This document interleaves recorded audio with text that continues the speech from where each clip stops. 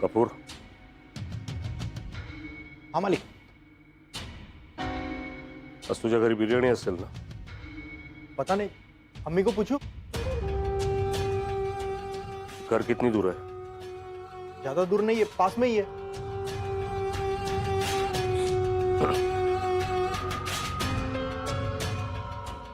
चल, आज तुझ्या घरी बिर्याणी खाऊया।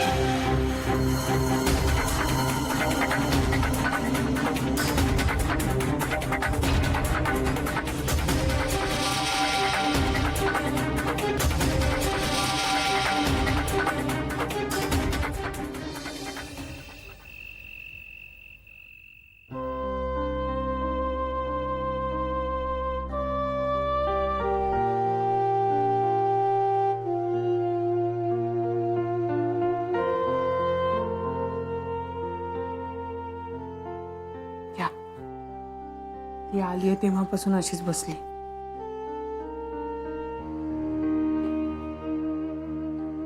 जरा कुठे बरं वाटलं तर लगेच कशाला बाहेर जायचं बाबू? घरात कंटाळा आला होता म्हणून रुपालीशी बोलायला गेले बाहेर। तुला मौभात घालू का? जरा बरं वाटेल। नको।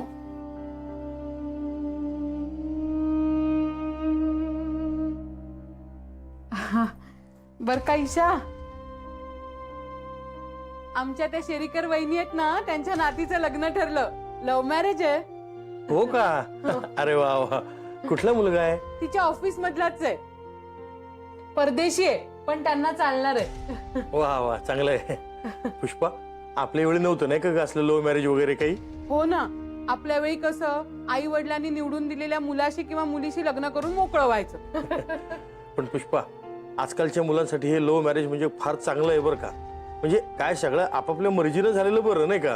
हो, नाही तर काय होतो, पळून जाऊन लग्न करतात ना मुलं मुली, ते बरोबर नाही, नाही का ईशा? ईशा बाळा, अगं आई काहीतरी विचारते तुला। काय आई? अगं आजकालची मुलं पळून जाऊन लग्न करतात ना, ते बरोबर आहे का आई वडिलांनी ठरवून दिलेल्या मुलाशी किंवा मुलीशी लग्न करणं बरोबर आहे? मी काय सांगणार, प्रत्येकाचं वेगळं मत। पण मला खात्री आहे पुष्पा, आपल्याला अशा गोष्टीचं टेन्शन घ्यायची वेळच येणार नाही। हो, आता माझा कुणाशीही काही संबंध नाहीये, तुम्हाला वाटतंय तसं काहीच नाहीये माझं. अगं रडतेस काय बाबू? हं? आम्ही आपलं सहज बोललो, एवढं काय मनावर घ्यायचं त्यात?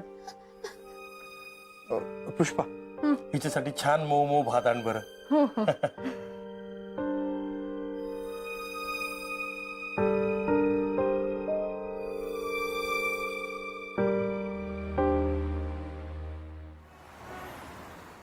कॉल स्ट्रेस करून छापा घालेपर्यंत हा गुल झाला होता. ते होणारच होता ना विलास. जालिंदर आहे तो. आपण काय करणार आहे त्याला पक्क माहिती असणार.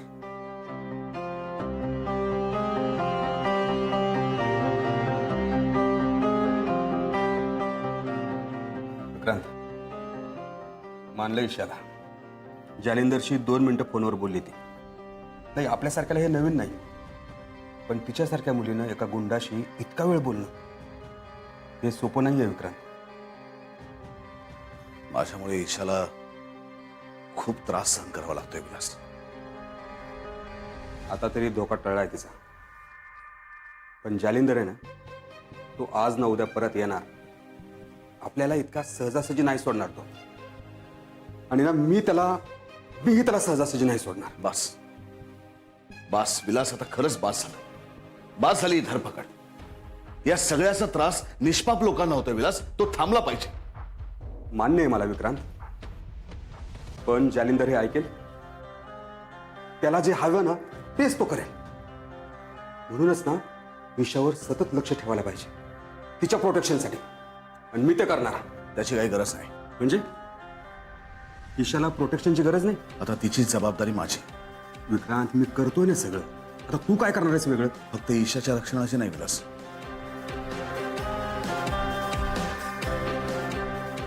तिची जबाबदारी घेणार आहे मी. ईशाला लग्नाची मागणी घालतोय मी.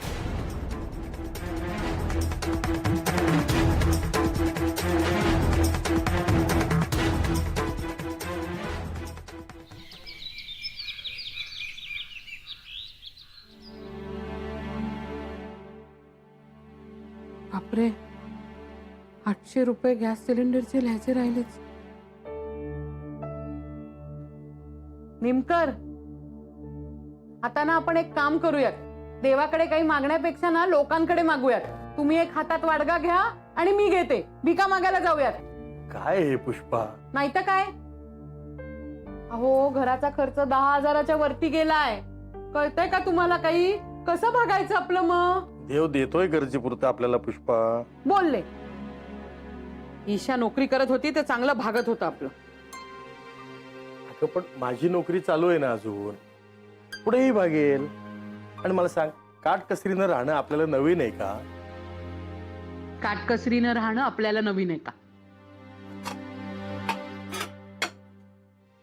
2 रुपये भी बहुत बड़ी चीज है बाबू म्हणत होतात ना. मग 10,000ला किंमत नाही वाटत. आयुष्यभर काटकसर करतच राहायचं आम्ही. आमच्या मनाला बरं वाटेल असं तुम्ही कधी बोलूच नका. पण मला सांग, मुलीच्या नोकरीवर अवलंबून राहणं तुला तरी बरं वाटतं का ग? मी असं म्हणतेय का? अहो, म्हणूनच मी काहीतरी करते ना. तू टेन्शन नको घेऊस ग पुष्पा. सब कुछ ठीक होगा बाबू. बोलले. चला मी येते तुमच्या बरोबर. कुठे? दुकानात?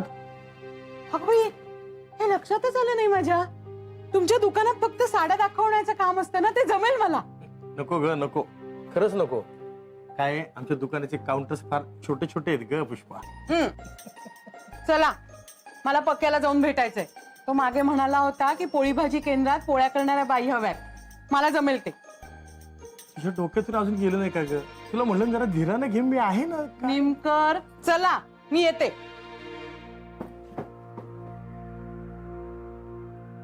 ओ निमकर, माझ्यावरचा राग तो कुलपावर का काढताय? चला.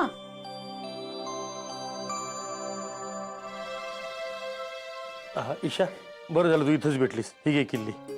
बर, काय म्हणाले प्रसन्न काका? अहो बाबा, त्यांनी इतक्या मस्त टिप्स दिल्या ना उद्याच्या इंटरव्ह्यू साठी. हो का? अगं आई, ते काका आहेत ना, ते करिअर गायडन्स देतात. त्याच्यामुळे इंटरव्ह्यू कसा द्यायचा, त्याची तयारी कशी करायची हेही सांगतात. अच्छा, मी पण चालली इंटरव्ह्यूला. तू तू कुठे चाललीस इंटरव्ह्यूला? पोळी भाजी केंद्रात चाललीये.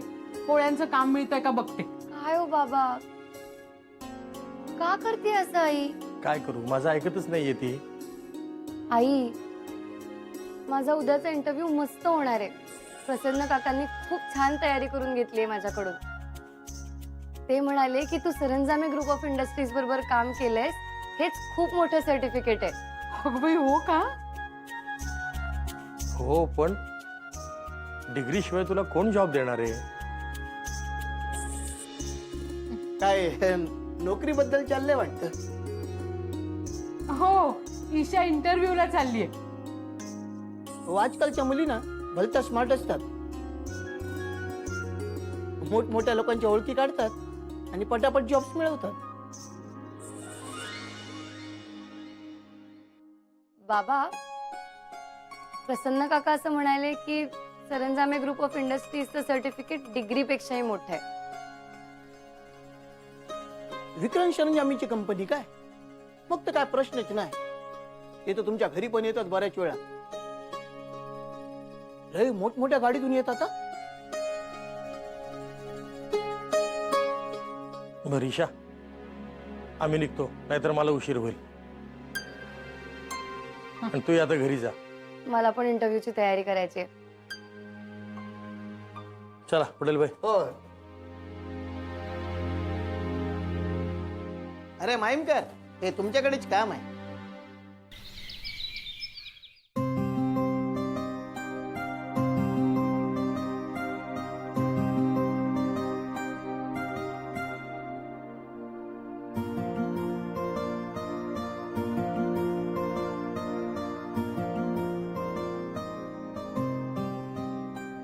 ईशा,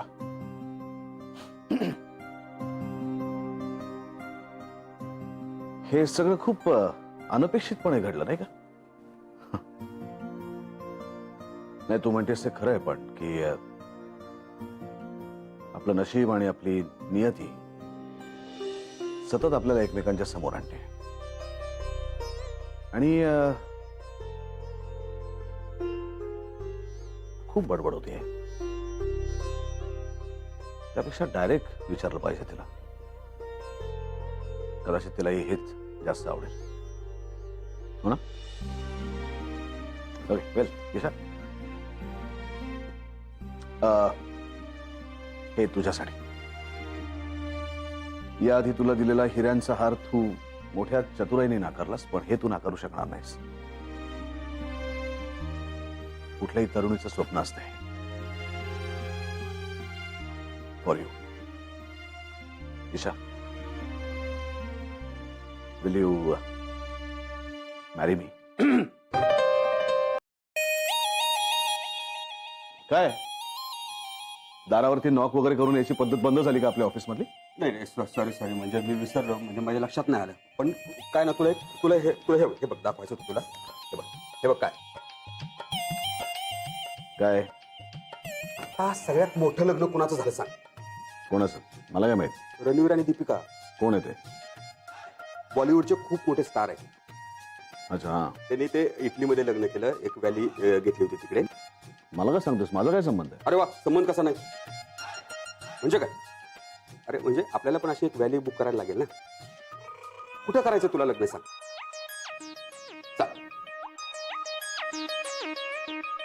वेल, तू आता विचारतोस तर विचार करायला पाहिजे. इटली, हम्म. फ्रान्स, हम्म. बरं लंडन. म्हणजे कसं, मला अशी सगळी व्यवस्था करता येईल ना व्यवस्थित. मला असं वाटतं की मी चॉपर मध्ये करेन. असं हवेत उंच भरारी घेता घेता. चॉपर मध्ये या रोजच फिरतोस, नको. ठीक आहे, मग मी त्याच्यापेक्षा जास्त चांगल्या लोकेशनला करेन. नाही, मी अशा लोकेशनला करीन की कोणाचं नाव घेतलं स्वतः? रणवीर आणि दीपिका. हा, रणवीर आणि दीपिका, त्यांच्यापेक्षा सुद्धा जास्त चांगल्या लोकेशनला करेन. मला सांगून टाक, म्हणजे मी अशी 21 वर्षी सगळी व्यवस्था करतो. काय? मी बघेन ना, मी करीन मॅनेज. नाही, मी करतो ना तुला मदत. सांग. आज काय ऑफिसमध्ये काम नाही का? आहे ना. मग तू असं रिकामा कसं काय? जा जाऊन काम कर. नाही पण मला काय विचारायचं म्हणजे मला ते काय मी बघतो ना. I will manage. विक्रांत माझं तू ऐक. चला हुर. नाही ऐक विक्रांत. हुर. विक्रांत माझं ऐक. चला, लग्नाची कामं तारीख- करा. लग्नाची तारीख ते मी बघतो. आउट.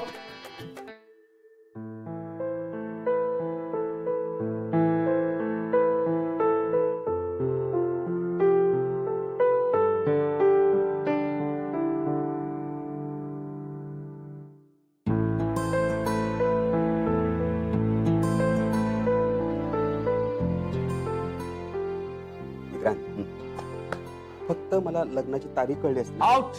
आउट. फोटो न्यायला आलो होतो. लग्नाची तारीख तेवढी कळेल.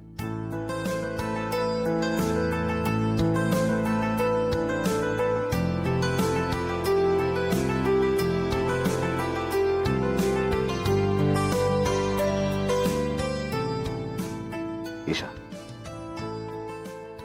Will you marry me? Interview साठी जाताना अतिशय सहजपणे आणि आत्मविश्वासाने जावे. इंटरव्ह्यू घेणाऱ्या व्यक्तीशी नीट आय कॉन्टॅक्ट करावा. एखाद्या प्रश्नाचं उत्तर येत नसल्यास थोडा वेळ मागून घ्यावा. शांतपणे विचार करून उत्तर आठवावे. घाई करू नये आणि घाबरूनही जाऊ नये.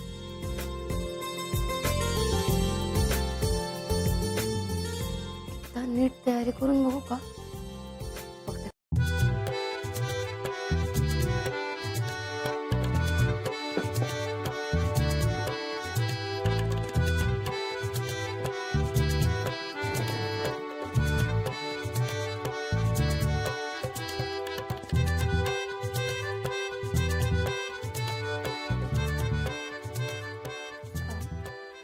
May I come in, sir? या ईशा निमकर या. बसा.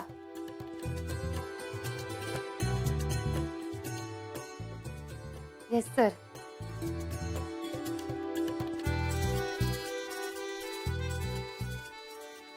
Good morning sir.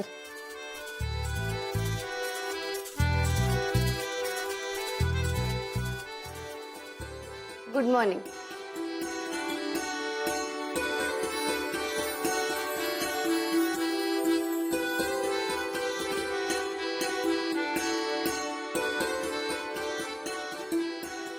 मी बायोडेटा वाचला तुमचा, पण तुम्हाला अजून बॅचलर ऑफ बिझनेस मॅनेजमेंटची डिग्री मिळालेली नाहीये.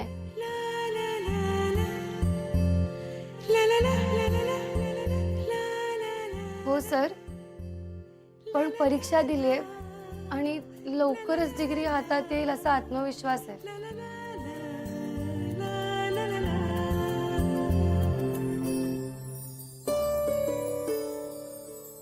गुड. पण याआधी तुम्ही फक्त एकाच कंपनीमध्ये काम केले आणि तेही फक्त काहीच महिने.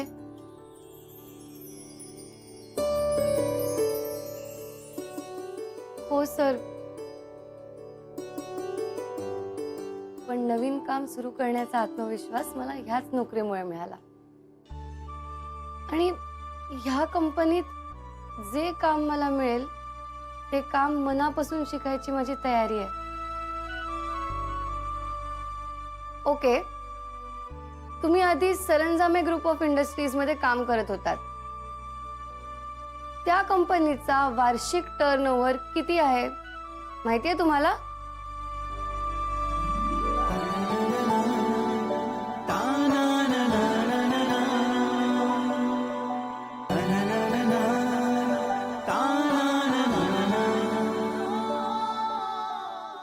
वार्षिक टर्नओव्हर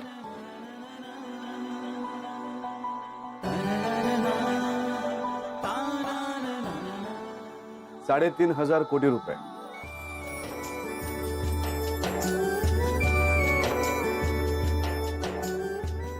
सरंजामे ग्रुप ऑफ इंडस्ट्रीजचा टर्नओव्हर.